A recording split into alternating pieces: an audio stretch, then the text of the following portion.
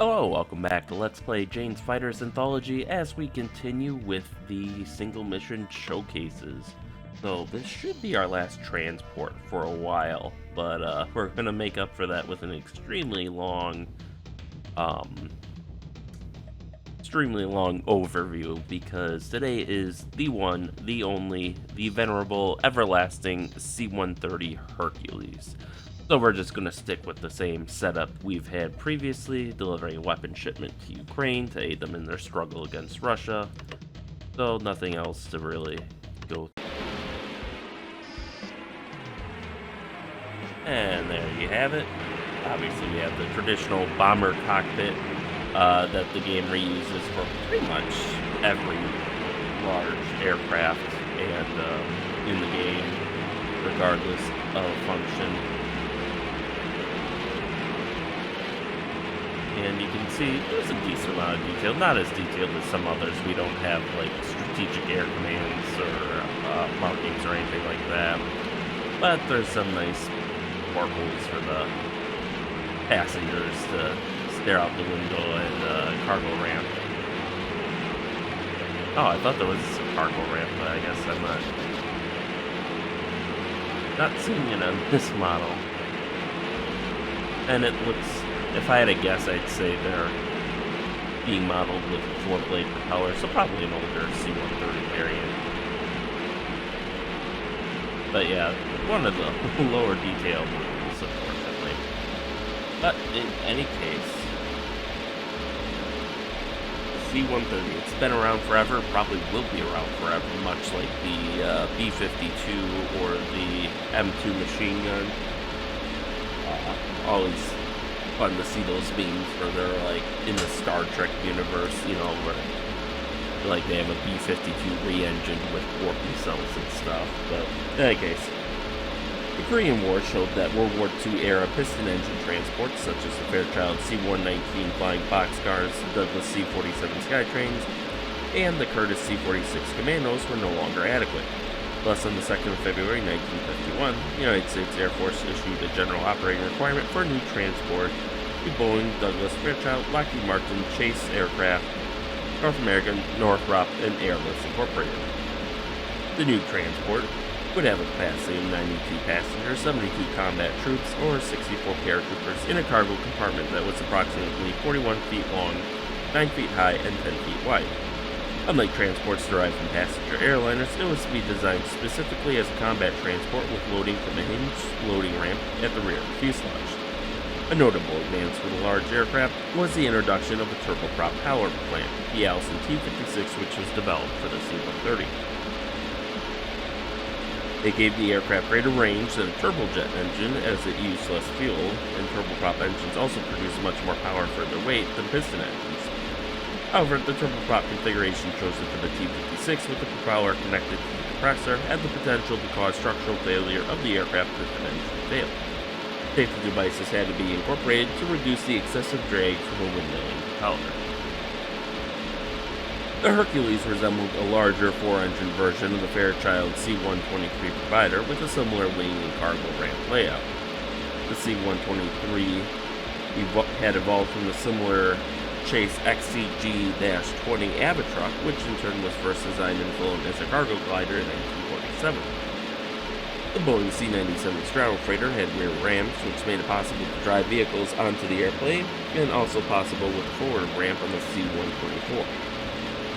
The ramp on the Hercules was also used to airdrop cargo, which included a low-altitude parachute extraction system for Sheridan tanks and even dropping large improvised daisy cutter bombs. The new Lockheed cargo plane had a range of 1,100 nautical miles and it could operate from short and unprepared airstrips. Fairchild, North American, Martin, and Northrop declined to participate in the competition. The remaining 5 companies tendered a total of 10 designs: Lockheed 2, Boeing 1, Chase 3, Douglas 3, and Airless Incorporated 1. The contest was a close affair between the lighter of the 2 Lockheed proposals and the 4 turboprop Douglas design. The Lockheed design team was led by Willis Hawkins, starting with a 130-page proposal for the Lockheed L-206. Paul Hibbard, Lockheed Vice President and Chief Engineer, saw the proposal and directed it to Kelly Johnson, who did not care for the low-speed, unarmed aircraft, and remarked, "If you sign that letter, you will destroy the Lockheed company." Bob Hibbard and Johnson ended up signing the proposal, and the company won the contract for the now designated Model 82 on the 2nd of July 1951. The first flight of the YC-130 prototype was made on the 23rd of August 1954 from the Lockheed plant in Burbank, California. The aircraft, serial number 53-3397, was the second prototype, but the first of the two to fly. The YC-130 was piloted by Stanley Belts and Roy Wimmer on its 61-minute flight to Edwards Air Force Base. Jack Rayl and Dick Stanton served as flight engineers, and Kelly Johnson flew chase in a Lockheed P-2B Neptune. After the two prototypes were completed, production began in Marietta, Georgia, where over 2,300 C-130s had been built through 2009. The initial production model, the C-130A, was powered by Allison T-56A9 turboprops with 3-blade propellers and originally equipped with the blunt nose of the prototypes. Deliveries began in December 1956, continuing until the introduction of the C-130B model in 1959. Some A models were equipped with skis and redesignated C-130E. As the C-130A became operational with Tactical Air Command, the C-130's lack of range became apparent. An additional fuel capacity was added with wing-mounted pylon tanks outboard of the engines. This added 6,000 pounds of fuel capacity for a total capacity of 40,000 pounds. The C-130B model was developed to complement the A models that had previously been delivered and incorporated new features, particularly increased fuel capacity in the form of auxiliary tanks built into the center wing section and an AC electrical system. 4-bladed Hamilton standard propellers replaced the Aero Products 3-blade propellers that distinguished the earlier A models. The C-130B had ailerons operated by hydraulic pressure that was increased from 2,050 psi to 3,000 psi, as well as uprated engines and 4-blade propellers that were standard until the J model. The B model was originally intended to have blown controls, a system that blows high-pressure air over the control surfaces to improve their effectiveness during slow flight. It was tested on an NC-130B prototype aircraft with a pair of T-56 turbines providing high-pressure air through a duct system to the control surfaces and flaps during landing. This greatly reduced landing speed to just 63 knots and cut landing distance in half. The system never entered service, however, as it did not improve takeoff performance by the same margin, making the landing performance pointless if the aircraft could not also take off from where it had landed. An electronic reconnaissance variant of the C-130B was designated C-130B-2. A total of 13 aircraft were converted, and the C-130B-2 was distinguished by its false external wing fuel tanks, which were disguised signals intelligence receiver antennas. These pods were slightly larger than the standard wing tanks found in other C-130Bs, and most aircraft featured a swept blade antenna on the upper fuselage, as well as extra wire antennas between the vertical fin and upper fuselage not found on other C-130s. Radio call numbers on the tail of these aircraft were regularly changed to confuse observers and disguise their true mission. The extended-range C-130E model entered service in 1962 after it was developed as an interim long-range transport for the Military Air Transport Service. Essentially a B model, the new designation was a result of the installation of 1,360 U.S. gallon Sergeant Fletcher external fuel tanks under each wing's midsection and more powerful Allison T-56-A-7A turboprops. The hydraulic boost pressure to the ailerons was reduced back to 2,050 psi as a consequence of the external tank's weight in the middle of the wingspan. The E model also featured structural improvements, avionics upgrades, and a higher gross weight. Australia took delivery of 12 C-130 Hercules during 1966 through 1967 to supplement the 12 C-130A models already in service with the RAAF. Sweden and Spain fly the TP-84T version of the C-130E fitted for aerial refueling capability. The KC-130 tankers, originally C-130F, procured for the United States Marine Corps in 1958 under the designation GV-1, are equipped with a removable 3,600 U.S. gallon stainless steel fuel tank carried inside the cargo compartment. The two wing-mounted hose and drogue aerial refueling pods each transfer up to 300 U.S. gallons per minute to two aircraft simultaneously. allowing for rapid cycle times and multiple receiver aircraft formations, allowing a typical tanker formation to go through 4 aircraft in less than 30 minutes. The U.S. Navy's C-130G has increased structural strength, allowing higher gross weight operation. The C-130H model has updated Allison T-56A-15 turboprops, a redesigned outer wing, and updated avionics, and other minor improvements. Later H models had a new fatigue life improved center wing that was retrofitted to many earlier H models. For structural reasons, some models are required to land with reduced amounts of fuel when carrying heavy cargo, reducing usable range. The H model remains in widespread use with the United States Air Force and many foreign air forces. Initial deliveries began in 1964 to the RNZAF, or Royal New Zealand Air Force, remaining in production until 1996. An improved C-130H was introduced in 1974, with Australia purchasing 12 of the type in 1978 to replace the original 12 C-130A models, which had first entered Royal Australian Air Force service in 1958. The U.S. Coast Guard employs the HC-130H for long-range search and rescue, drug interdiction, illegal migrant controls, homeland security, and logistics. And I actually had the fortune of seeing a Coast Guard C-130 up close during one of the EA AirVenture air shows I visited. And yeah, they are the big old jack of all trades for the Coast Guard that can perform just about any role the Coast Guard might need them for. They're covered in all sorts of sensors for the drug interdiction, search and rescue, and just general border patrol operations. But they also have the capability to direct rescuers to any survivors that they might find, or to carry life-saving supplies that they can drop, so the survivors have a better chance of making it until they get picked up, and all that other good stuff. C-130H models produced from 1992 to 1996 were designated as C-130H-3 by the United States Air Force, the 3 denoting the third variation in design for the H series. Improvements included ring laser gyros for the IMUs, GPS receivers, a partial glass cockpit, particularly the ADI and HSI instrumentation, a more capable APN-241 color radar, night vision device compatible with instrument lighting, and an integrated radar missile warning system. The electrical system upgrade included generator control units and bus switching units to provide stable power to the more sensitive upgraded components. The equivalent model for export to the UK is the C-130K, known by the Royal Air Force as the Hercules C-1.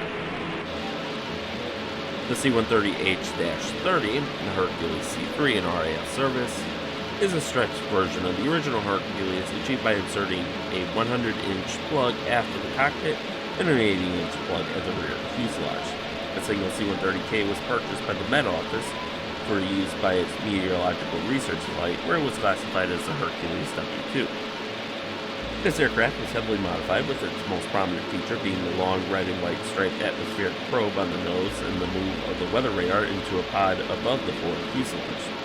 This aircraft, named Snoopy, was withdrawn in 2001 and was then modified by Marshall of Cambridge Aerospace as a flight testbed for the A400M turbine engine, the TP400. C-130K is used by the RAF Falcon for parachute drops, and 3 C-130Ks were upgraded and sold to the Austrian Air Force in 2002. The MC-130E Combat Talon was developed for the USAF during the Vietnam War to support special operations missions in Southeast Asia, and led to both the MC-130H Combat Talon II, as well as a family of other special missions aircraft. 37 of the earliest models currently operating at the Air Force Special Operations Command are scheduled to be replaced by new production MC-130J versions.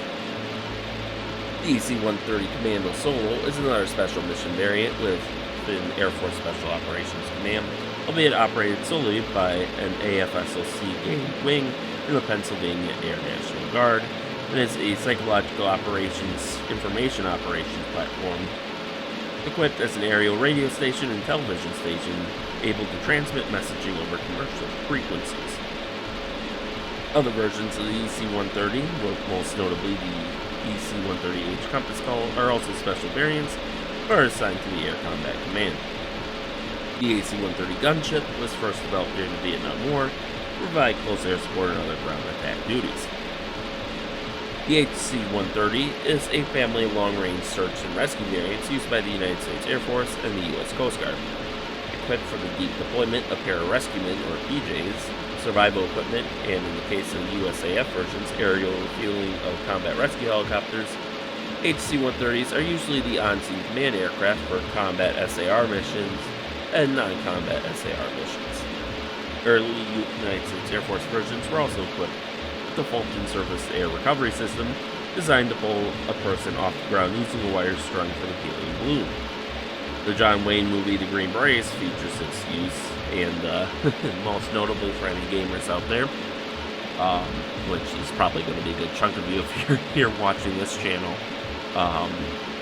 the Metal Gear Solid series, specifically, to my knowledge at least, in Metal Gear Peace Walker, the system was used, as well as Metal Gear Solid 5, The Phantom Pain. I think it might have been used in 3, but I haven't played that, so I can't say with 100% certainty, but it would certainly fit the overall theme of that game. And in those games, it's mostly used as a means to kidnap enemy soldiers, so you can take them back to Mother Base and torture them until they realize you're the bestest soldier ever and pledge their undying loyalty to you. That is legit that whole mechanic, but in any case, the Fulton system was later removed when aerial refueling of helicopters proved safer and more versatile. The movie The Perfect Storm depicts a real-life SAR mission involving aerial refueling of a New York Air National Guard HH-60G by a New York Air National Guard HC-130P. The C-130R and C-130T are U.S. Navy and USMC models, both equipped with underwing external fuel tanks. The USN C-130T is similar but has additional avionics improvements. In both models, aircraft are equipped with the Allison T-56-A-16 engines. USMC versions are designated KC-130R and KC-130T when equipped with underwing refueling pods and pylons and are fully night mission system compatible. Excuse me. The RC-130 is a reconnaissance version, and a single example is used by the Islamic Republic of Iran Air Force, the aircraft having originally been sold to the former Imperial Iran Air Force. Lockheed L-100 is a civilian version, equivalent to a C-130E model without military equipment. The L-100 also has two stretch versions.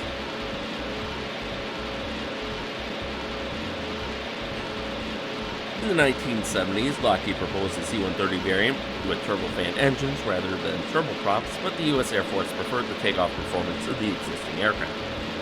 In the 1980s, the C-130 was intended to be replaced by the Advanced Medium Stoll Transport project. However, the project was canceled and the C-130 has remained in production. Building on lessons learned, Lockheed Martin modified a commercial variant of the C-130 into a high-technology testbed. This test aircraft set numerous short takeoff and landing performance records and significantly expanded the database for future derivatives of the C-130. Modifications made to the HTTB included extended chord ailerons, a long chord rudder, fast-acting double-slotted trailing edge flaps, a high camber wing leading edge extension, a larger dorsal fin, and additional dorsal fins, the addition of 3 spoiler panels to each wing upper surface, a long stroke main and nose landing gear system, and changes to the flight controls in a change from direct mechanical linkages assisted by hydraulic boost to fully powered controls in which the mechanical linkages from the flight station controls operated only the hydraulic control valves of the appropriate unit. The HTTB first flew on the 19th of June 1984 with a civil registration of N-130X. After demonstrating many new technologies, some of which were applied to the C-130J, the HTTB was lost in a fatal accident on the 3rd of February 1993 at Dobbins Air Reserve Base. in Marietta, Georgia. The crash was attributed to disengagement of the rudder fly-by-wire flight control system, resulting in a total loss of rudder control capability while conducting ground minimum control speed tests. Disengagement was a result of the inadequate design of the rudder's integrated actuator package by its manufacturer, and the operator's insufficient system safety review failed to consider the consequences of the inadequate design to all operating machines. A factor that contributed to the accident was the flight crew's lack of engineering flight test training. In the 1990s, the improved C-130J Super Hercules was developed by Lockheed and later Lockheed Martin. This model is the newest version and the only model currently in production. Externally similar to the classic Hercules in general appearance, the J model has new turboprop engines, 6-bladed propellers, digital avionics, and other new systems. In 2000, Boeing was awarded a $1.4 billion contract to develop an avionics modernization program kit for the C-130. The program was beset with delays and cost overruns until project restructuring in 2007. On the 2nd of February 2009, Bloomberg News reported that the planned avionics modernization program upgrade to the older C-130s would be dropped to provide more funds for the F-35, CV-22, and airborne taker replacement programs. However, in June 2010, the Department of Defense approved funding for the initial production of the AMP upgrade kits. Under the terms of this agreement, the USAF has cleared Boeing to begin low-rate initial production for the C-130 AMP. A total of 198 aircraft are expected to feature the AMP upgrade. Current cost per aircraft is $14 million, although Boeing expects that this price will drop to $7 million for the 69th aircraft. Nice. In the 2000s, Lockheed Martin and the United States Air Force began outfitting and retrofitting C-130s with the 8-blade UTC Aerospace Systems MP2000 propellers and an engine enhancement program, saving fuel and providing lower temperatures in the T-56 engine has been improved, and the U.S. Air Force expects to save $2 billion from this program as well as extend the life of the fleet. In 2021, the Air Force Research Laboratory demonstrated the Rapid Dragon system, which transforms the C-130 into a lethal strike platform capable of launching 12 JASSM-ER missiles with 500-kilogram warheads from a standoff distance of 925 kilometers, or 575 miles. Future anticipated improvements support includes support for the JDAM-ER, mine lane, drone dispersal, as well as improved standoff range when the 1,900-kilometer, 1,200-mile JASSM-XR becomes available in 2024. In October 2010, the Air Force released a capability request for information for the development of the new airlifter to replace the C-130. The new aircraft was to carry a 190% greater payload and assume the mission of mounted vertical maneuvering. Greater payload mission would enable it to carry medium-weight armored vehicles and unload them at locations without long runways. Various options under consideration, including new or upgraded fixed-wing designs, rotorcraft, tilt rotors, or even an airship. The C-130 fleet of around 450 planes would be replaced by only 250 aircraft. The Air Force had attempted to replace the C-130 in the 1970s through the Advanced Medium Slow Transport Project.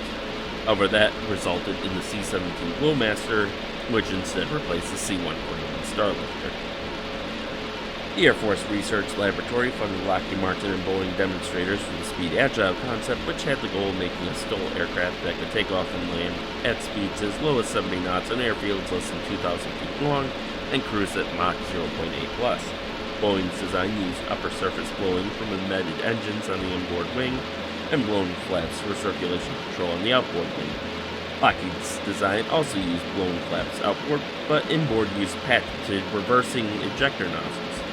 Boeing's design completed over 2,000 hours of wind tunnel tests in late 2009, and it was a 5% scale model of a narrow-body design with a 55,000-pound payload. When the AFRL increased the payload requirement to 65,000 pounds, they tested a 5% scale model of a wide-body design with a 303,000-pound takeoff gross weight and an A400M size, 158-inch wide cargo box. It would be powered by 4 IAE V2533 turbofans, and in August 2011, the AFRL released pictures of the Lockheed Speed Agile concept demonstrator. A 23% scale model went through wind tunnel tests and demonstrated its hybrid-powered lift, which combined a low-drag airframe with simple mechanical assembly to reduce weight and improve aerodynamics. The model had 4 engines, including 2 Williams FJ44 turbofans. On the 26th of March 2013, Boeing was granted a patent for its swept wing-powered lift aircraft. In January of 2014, Air Mobility Command, Air Force Material Command, and the Air Force Research Lab were in the early stages of defining requirements for the CX Next Generation Airlifter program to replace both the C-130 and C-17. The aircraft will be produced from early 2030s to the 2040s. And that is just the design history, ladies and gentlemen. We still have yet to do the operational history. However, we are almost getting close to the airfield. Okay, so they don't give us a weather radar on this model. And, well, it should be somewhere there, I think. Yeah. We're just about to hit our first waypoint, so we still have a little ways to go, I guess, before we get to the airfield. The first batch of C-130A production aircraft was delivered beginning in 1956 to the 463rd Troop Carrier Wing at Ardmore Air Force Base, Oklahoma, and the 314th Troop Carrier Wing at Seward Air Force Base, Tennessee. 6 additional squadrons were assigned to the 322nd Air Division in Europe and the 315th Air Division in the Far East. Additional aircraft were modified for electronics intelligence work and assigned to Rhein-Main Air Base, Germany, while modified RC-130As were assigned to the Military Air Transport Service photo mapping mission. C-130A entered service with the U.S. Air Force in December of 1956. In 1958, a U.S. reconnaissance C-130A-2 of the 7,406 Support Squadron was shot down over Armenia by 4 Soviet MiG-17s along the Turkish-Armenian border during a routine mission. Australia became the first non-American force to operate the C-130A Hercules, with 12 examples being delivered from late 1958. The Royal Canadian Air Force became another early user with the delivery of 4 B models in October and November of 1960.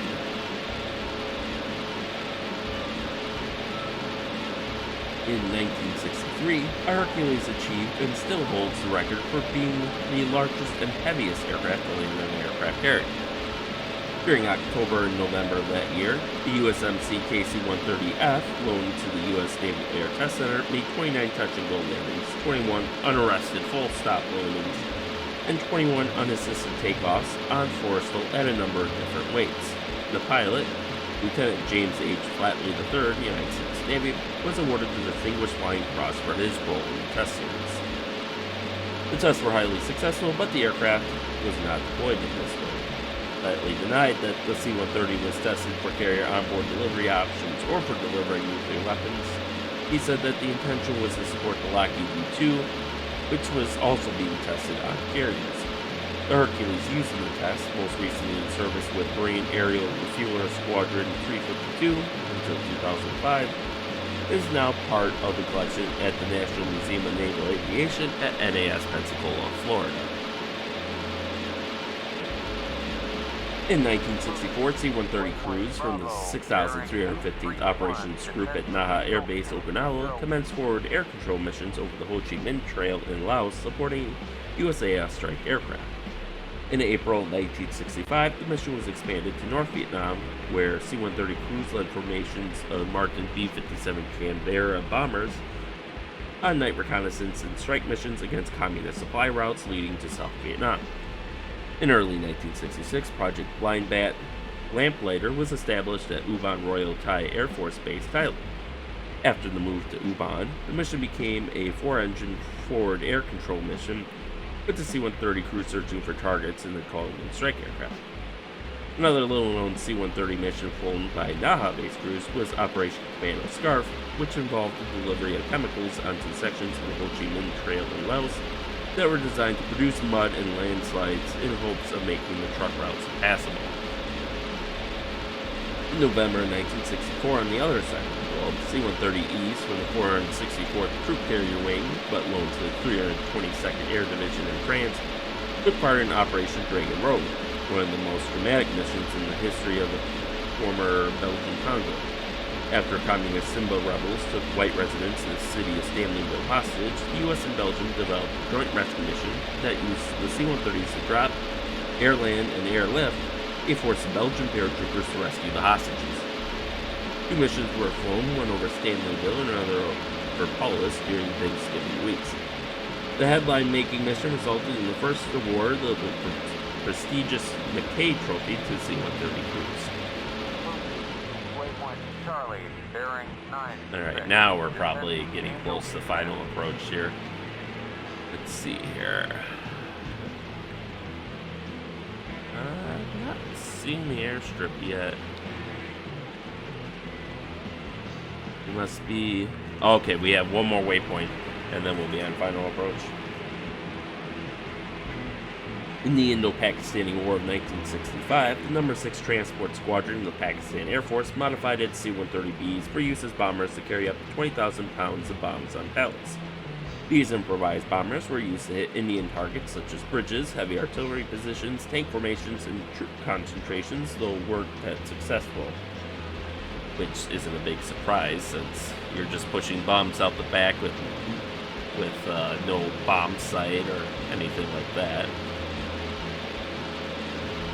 In October 1968, a C-130B from the 463rd Tactical Airlift Wing dropped a pair of M121 10,000-pound bombs that had been developed for the massive Convair P-36 Peacemaker bomber, but had never been used. The U.S. Army and U.S. Air Force resurrected the huge weapon as a means of clearing landing zones for helicopters, and in early 1969, the 463rd commanded vault missions. Although the stated purpose of Command Vault was to clear LCs, they were also used on enemy base camps and other targets. During the late 1960s, the U.S. was eager to get information on Chinese nuclear capabilities. After the failure of the Black Cat Squadron to plant operating sensor pods near the Lockheed nuclear weapons test base using a U-2, the CIA developed a plan named Heavy T to deploy two battery-powered sensor pallets near the base.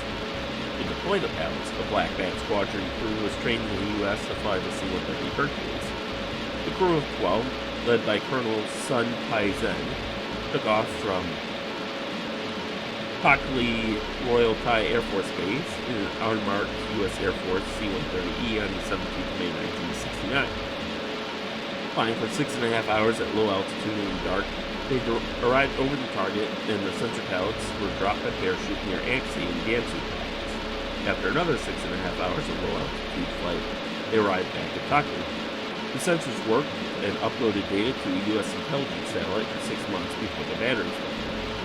The Chinese conducted two nuclear tests on 22nd of September 1969 and 29th of September 1969 during the operating life of the sensor pallets. Another mission to the area was planned as Operation Golden Lip, but it was called off in 1970. It was most likely that the aircraft used on this mission was either C-130E serial number 640506 or 640507. These two aircraft were delivered to Air America in 1964. After being returned to the U.S. Air Force sometime between 1966 and 1970, they were assigned the serial numbers of C-130s that had been destroyed in accidents. 640506 is now flying as 62-1843, a C-130E that crashed in Vietnam on 20th of December 1965, and 640507 is now flying as 637785, a C-130E that crashed in Vietnam on 17th of June 1966. The A model continued in service through the Vietnam War, where the aircraft were assigned to 4 squadrons at Naha Air Base, Okinawa, and 1 at Tachikawa Air Base, Japan.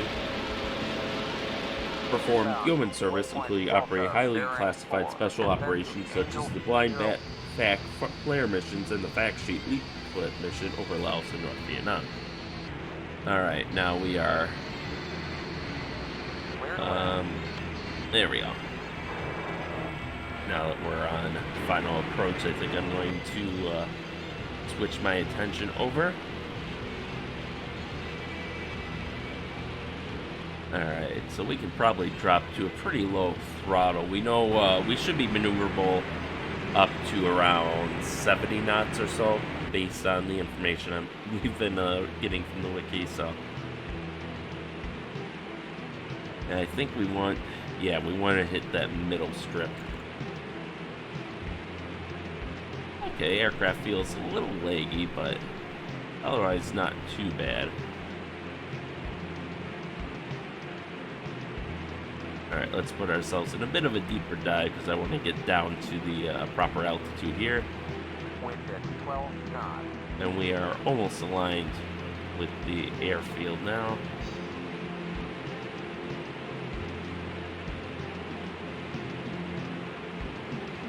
And our wingmen, okay, they're finally breaking off. It certainly doesn't sound like it with how those props go, but...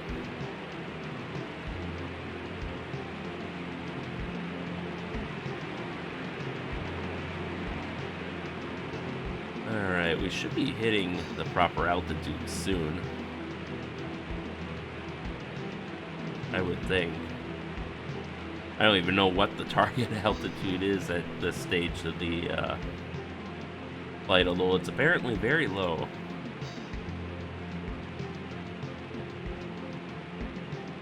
Okay, there we go. Now, oh, nope. That was my eyes playing tricks on me.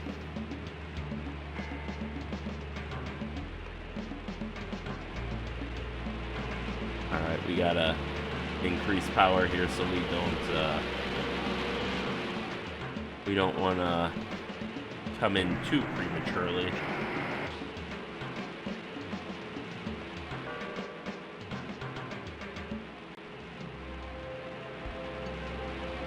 There we go. Getting a little turbulence there.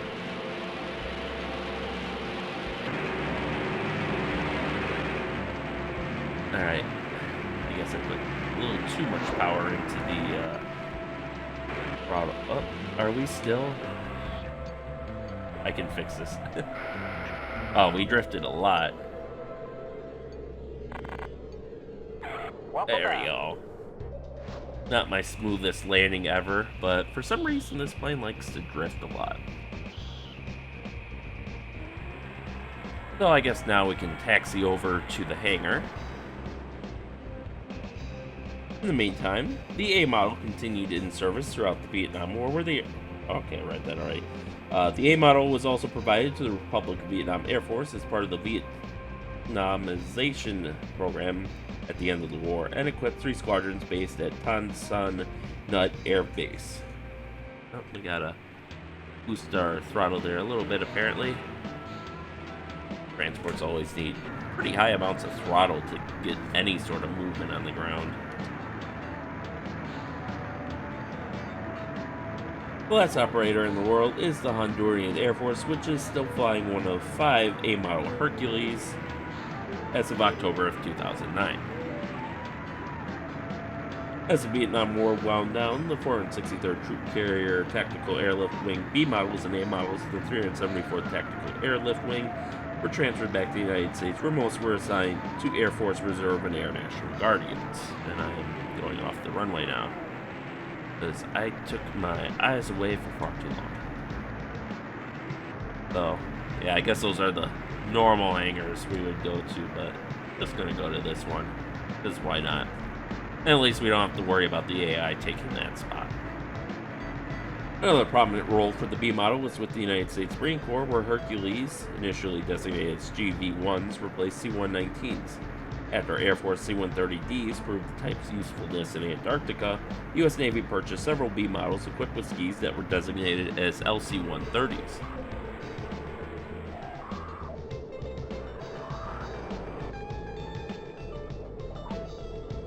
Alright.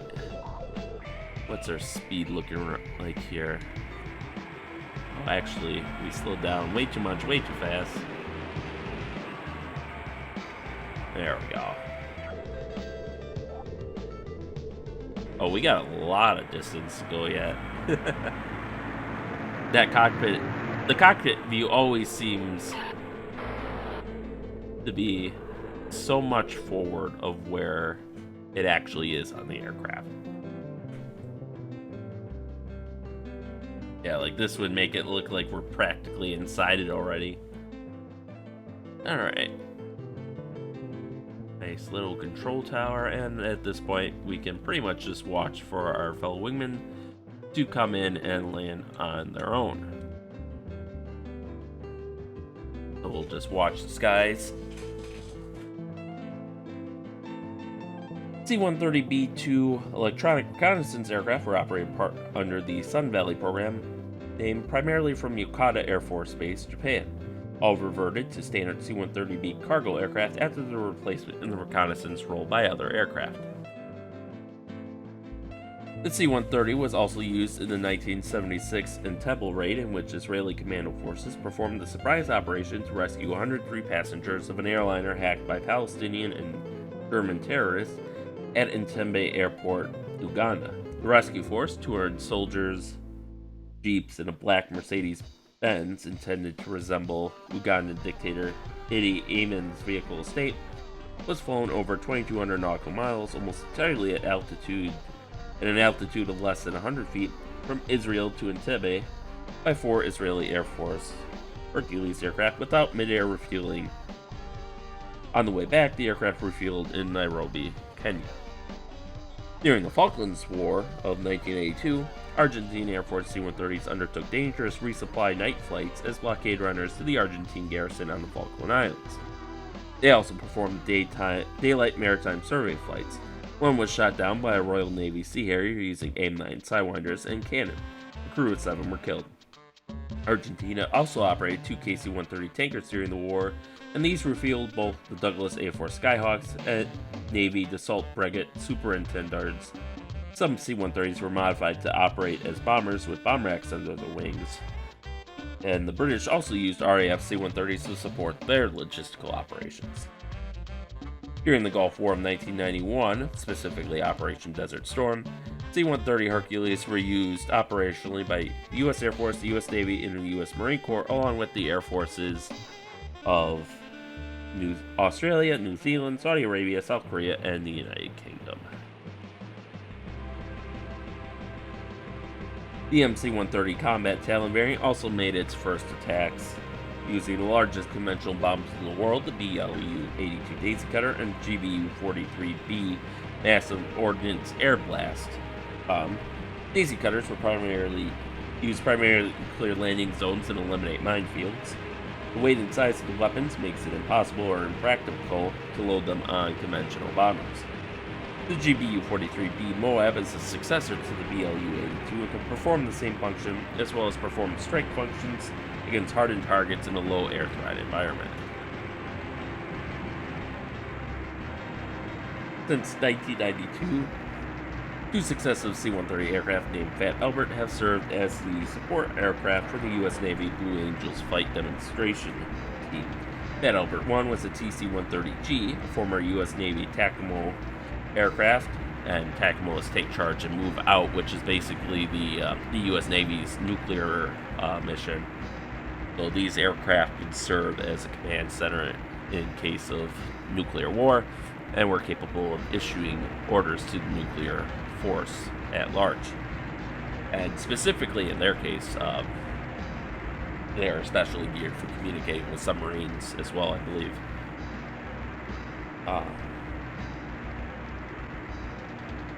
Anyways, it was a former U.S. Navy TACAMO aircraft serving with Fleet Air Reconnaissance Squadron 3 before being transferred to the Blues, while Fat Albert 2 is a C-130T. Although Fat Albert supports the Navy Squadron, it is operated by the USMC, and its crew consists solely of USMC personnel. At some air shows featuring the team, Fat Albert takes part performing flyovers. Until 2009, it also demonstrated its rocket-assisted takeoff capabilities. However, these ended due to dwindling supplies of the rockets in question. And we can see now the other C-130 is coming in hot. And I'm imagining these guys are going to glitch out and constantly cycle on landing and takeoff. The C-130 also holds a record for the longest sustained flight by a C-130. From 22nd to 24th of October 1997, Two AC-130U gunships flew 36 hours non-stop from Hurlburt Field, Florida to Daegu, South Korea, being refueled 7 times by KC-135 tanker aircraft. This record flight beat the previous record longest flight by over 10 hours, and the gunships took on 410,000 pounds of fuel. The gunship has been used in every major U.S. combat operation since Vietnam, except for Operation El Dorado Canyon, which was the 1986 attack on Libya. During the invasion of Afghanistan in 2001 and the ongoing support of the International Security Assistance Force, Operation Enduring Freedom, C-130 Hercules has been used operationally by Australia, Belgium, Canada, Denmark, France, Italy, the Netherlands, New Zealand, Norway, Portugal, Romania, South Korea, Spain, the UK, and of course the US. Here he comes. During the 2003 invasion of Iraq, Operation Iraqi Freedom, the C-130 Hercules was used operationally by Australia, the UK, and the United States. After the initial invasion, C-130 operators, as part of the multinational force in Iraq, used their C-130s to support forces in Iraq. Since 2004, the Pakistan Air Force has employed C-130s in the war in northwest Pakistan. Some variants have had forward-looking infrared sensor balls to enable close tracking of militants. In 2017, France and Germany announced that they are to build up a joint air transport squadron at Evreux Air Force Base, France, comprising 10 C-130J aircraft. 6 of these will be operated by Germany, and initial operational capability is expected for 2021, while full operational capability is expected for 2024. And some of the, I'm just going to gloss over a little bit of the rest just so this doesn't end up being like a 2 or 3 hour video, but some of the other notable actions that C-130s have participated in include the Deepwater Horizon oil spill, where Air Force C-130s were used to just drop oil dispersing chemicals into the Gulf of Mexico to try to mitigate some of the oil leak. They were used to support relief efforts for Hurricane Harvey. And they also, since the 1970s, have been used for firefighting, actually. Congress created the Modular Airborne Firefighting System in the 1970s, which is a joint operation between the U.S. Forest Service and the Department of Defense, where the Forest Service puts their firefighting equipment on a C-130, and this allows any Air Force C-130 to be converted into a 3,000-gallon air tanker for fighting wildfires when demand exceeds the supply of privately contracted and publicly available air tankers. And the Forest Service operates their own C-130s, so they can use them quickly should the need arise. And they are the older C-130As. But they ended up not renewing the lease on that aircraft since they were very old. And there was a crash too, which may have influenced their opinion, as the wing separated from the airplane. So obviously some metal fatigue issues going on there. And yeah, that's about it. And they're used by, I believe, Australia as well in the firefighting role.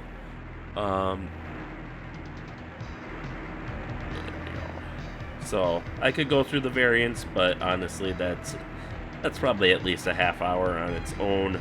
We've covered most of the major C-130 variants here. There's obviously a bunch of special mission variants, Eland, Sagant aircraft, the gunship variants, the AC-130s. You have all the various EC-130s, the HC and HH-130s. Or, no, it's just HC-130. My bad, HH would be for rescue helicopter. AC-130 for aerial refueling, and that serves as the aerial refueling capability for the Marine Corps. MC-130, which is kind of just combining all of these roles basically into one. I think NASA had a few C-130s. There's a weather reconnaissance variant. There was a proposed maritime patrol version, the Sea Herc. Let's see, TC-130 for aircrew training and VC-130H for VIP transport. As far as operators, the current list of operators includes Afghanistan, Algeria, Argentina, Australia, Austria, Bangladesh, Bolivia, Botswana, Brazil, Cameroon, Canada, Chad, Chile, Taiwan, Colombia, Denmark, Ecuador, Egypt, Ethiopia, France, Gabon, Germany, Greece, Honduras, India, Indonesia, Iran, Iraq, Israel, Italy, Japan, Jordan, Kuwait, Liberia, Libya, Malaysia, Mexico, Morocco, the Netherlands, New Zealand, Nigeria, Norway, Oman, Pakistan, Peru, Philippines, Poland, Portugal, Romania, Saudi Arabia, Singapore, South Africa, South Korea, Sri Lanka, Sudan, Sweden, Thailand, Tunisia, Turkey, United Arab Emirates, United Kingdom, United States, Uruguay, Venezuela, Yemen, and Zambia. And former operators include Angola, Belgium, North Yemen, South Vietnam, and Spain. So I think that's all I'm really going to go into for that. There's no need to give them all their individual histories, I think, like I do in some of the shorter lists. So just ending off with some general characteristics. The C-130 has a crew of 5, and these are for the C-130H. I believe the C-130J is a separate article, which, since I don't think the C-130J is actually featured in this game. I think this is just the C-130H, so we won't get into that. But for the C-130H, standard crew is 5, 2 pilots, a CSO and navigator, flight engineer, and loadmaster. And the capacity is 42,000 pounds payload, whereas the C-130J30, well, it actually has the same payload. It's just a bit longer. But for the C-130H, the cargo hold is 40 feet wide by 119 inches high and 40 feet long, 119 inches wide, and 9 feet high. Can carry 92 passengers, or 64 airborne paratroopers, or 74 leader patients with 5 medical crew, or 6 pilots, or 2 to 3 Humvees, or 2 M113 armored personnel carriers, or 1 Caesar self-propelled howitzer, just to give an idea of some of the payloads. Overall length of the aircraft is 97 feet 9 inches, with a wingspan of 132 feet 7 inches and a height of 38 feet 3 inches. The empty weight is 75,800 pounds and a max takeoff weight of 155,000 pounds. C-130H uses 4 Allison T56-A-15 turboprop engines, producing 3,420 kilowatts each, and the 4-bladed Hamilton Standard 54H60 constant speed, fully feathering reversible propellers of 13 feet 6-inch diameter. Maximum speed is 320 knots at 20,000 feet, so you aren't going to go anywhere quickly in this thing, especially since the cruising speed is 292 knots and a range of 2,050 nautical miles and a ferry range of 3,995 nautical miles. Service ceiling is 33,000 feet empty, 23,000 feet with a 42,000 pound payload. Rate of climb is 9.3 meters per second with a 3,586 foot takeoff run at maximum gross weight. And there you have it. That is the extremely long, brief summary of the C-130. Obviously, there aren't any real statistics to go through here. Otherwise, for the most part, I think we got a few more support aircraft to go through, AWACS and such. And then hopefully after that, we'll be back to combat aircraft. But let's not forget the important role these aircraft play. They may be boring or not as flashy as fighter jets and bombers, but these are the aircraft that win or lose wars. These are what make countries, their air forces, their navies go. So, very important role they play. And so with that, thank you all for watching, and stay tuned for next time, and stay safe out there, and we'll see you then.